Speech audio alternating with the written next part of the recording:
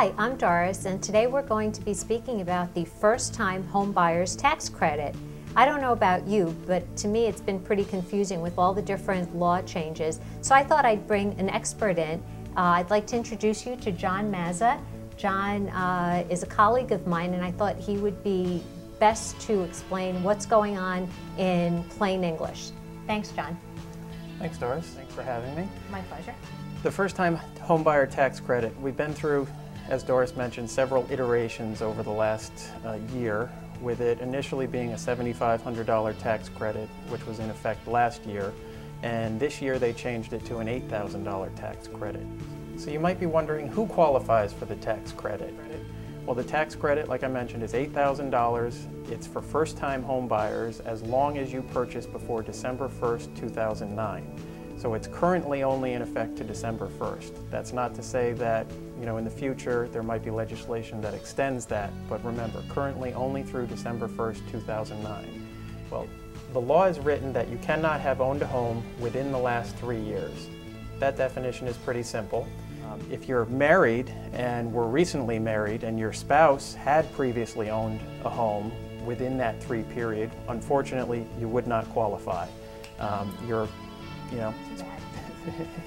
Unfortunately, that's how it's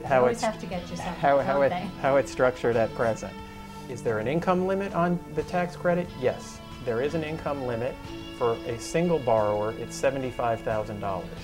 For a married couple that is borrowing, it is $150,000.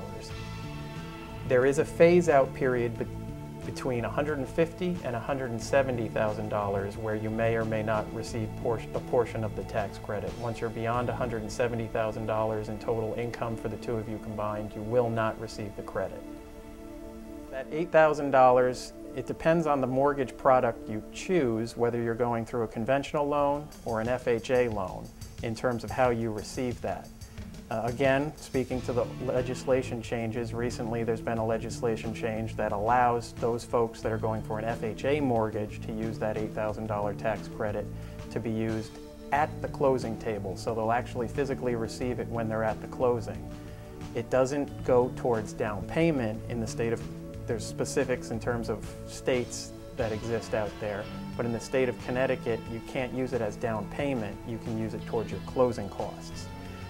So at the closing table, there'd be an $8,000 credit towards your closing costs. So if your closing costs were $8,000, you'd be only responsible for $2,000 worth of them. So that's how that works with FHA. Now, if you're doing the conventional type product, which 90% of borrowers out there do, which is the Fannie Mae backed product, there isn't currently provision for you to receive that at the closing table.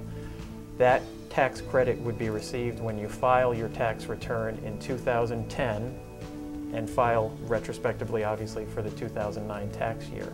So it will be claimed as part of the tax process on that tax filing.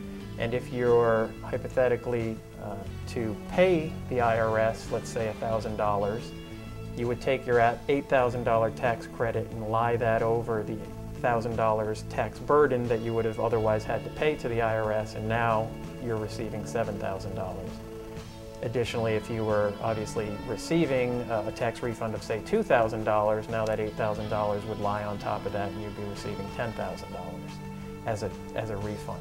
And you could use that for anything that you want. Once you get that money back, that $8,000 is yours to spend any which way you choose. It is. The caveat to that, though, is there is a limitation. They watch how long you're going to be owning the home. So you actually can't sell the home within a 3-year period and make a gain on it. If you sell it and make a gain on the sale of your transaction, there is some provision to recoup that credit. If you sell and don't make a gain on the property, there is no recouping of the credit. Great. Thank you, John. I think you've made that much easier. You're welcome. I appreciate you coming. Thanks for having me. All right.